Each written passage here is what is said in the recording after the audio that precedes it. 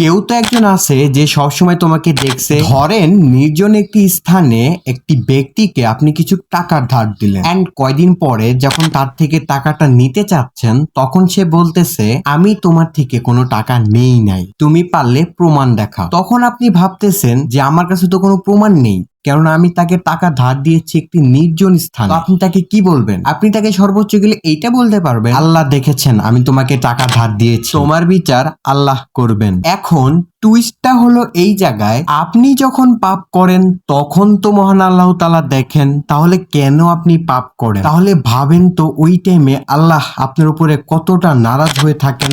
যদি ওই টাইমে আল্লাহ তাআলা রাগের বশে আপনার উপরে কোনো কিছু করে বসেন তখন কি করবেন? আল্লাহ তো আপনাকে অনেক সময় দিয়েছে। আপনি যদি এই ভিডিওটা শেয়ার করেন আর আপনার মুসলমান ভাই বা বোন এই ভিডিওটা দেখে যদি পাপ করা বন্ধ করে দেয়, তাহলে ওই জায়গা থেকে আপনি কিছু নেকি পাবেন। ফ্রিতে নেকি মিস কইরেন না।